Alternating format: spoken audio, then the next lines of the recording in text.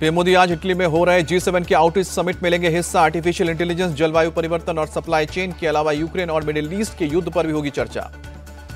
PM Modi आज कई द्विपक्षीय बैठक भी करेंगे। दोपहर 2:15 बजे फ्रांस के राष्ट्रपति मैक्रों से होगी 1-to-1 मुलाकात। प्रधानमंत्री मोदी दोपहर 2:40 पर ब्रिटेन के पीएम सुनक के साथ करेंगे बैठक। रात 9:20 पर जर्मनी के चांसलर ओलाफ शोल्ज के साथ भी द्विपक्षीय बैठक। पीएम मोदी इटली की पीएम जॉर्जिया मेलोनी के साथ रात 9:50 पर करेंगे द्विपक्षीय बातचीत। जापान के पीएम किशिदा के साथ रात 11 बजे होगी मुलाकात। G7 देशों ने रूस पर लिया बड़ा फैसला। अमेरिका और यूरोप में रूस की संपत्तियां जब्त की जाएंगी। G7 देशों की बैठक में यूक्रेन को $50 अरब की मदद का अमेरिका ने रखा है प्रस्ताव। रूस की जब्त संपत्ति से की जाएगी क्षतिपूर्ति। G7 देशों के शिखर सम्मेलन में पहुंचे यूक्रेन के राष्ट्रपति जेलेंस्की, इटली की पीएम मेलोनी ने किया स्वागत। इटली में G7 की मीटिंग से पहले सदस्य देशों के नेताओं ने कराए ग्रुप फोटो शूट। वैश्विक मुद्दों पर हुआ मंथन। इटली की पीएम जॉर्जिया मेलोनी का बयान, समिट में यूक्रेन और AI के मुद्दे पर रहेगा फोकस। कुवैत के अग्निकांड में मारे गए 45 भारतीयों का शव आज सुबह आएगा भारत। वायुसेना के हरक्यूलिस विमान से शवों को कोची लाया जाएगा। कोची एयरपोर्ट पर मौजूद रहेंगे बीजेपी के सांसद सुरेश गोपी। केरल सरकार ने एयरपोर्ट पर 25 एम्बुलेंस की व्यवस्था की है। विदेश राज्य मंत्री कीर्तिवर्धन सिंह ने कुवैत सिटी के जहरा अस्पताल में इलाज करवा रहे 6 भारतीयों से मुलाकात की। इलाज के इंतजाम पर भी संतोष जताया। कुवैत में मारे गए भारतीयों के परिजनों को NBTC कंपनी देगी मुआवजा।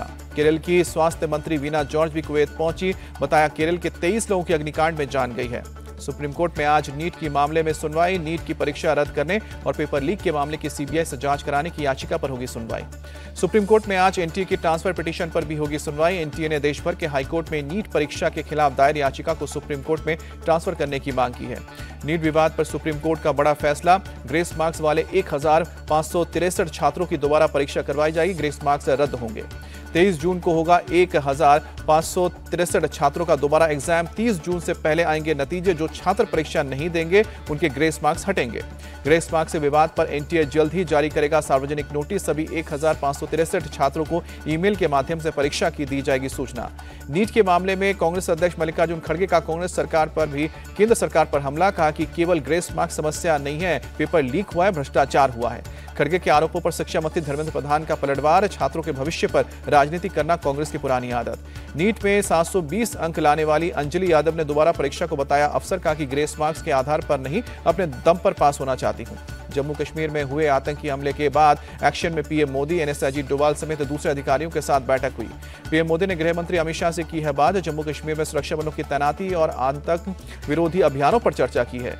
जम्मू कश्मीर में सुरक्षा बल अलर्ट। सांबा के सोहल गांव में संदिग्ध गतिविधि की जानकारी के बाद सुरक्षा बलों ने जम्मू पठानकोट नेशनल हाईवे पर चलाया चेकिंग अभियान। हीरानगर में संदिग्ध एक्टिविटी की जानकारी के बाद सुरक्षा बल सक्रिय हुए। इलाके में आने जाने वालों के लोगों की पहचान के लिए जांच शुरू की गई। आतंकियों को ट्रैक करने के लिए एक्शन में जम्मू कश्मीर पुलिस।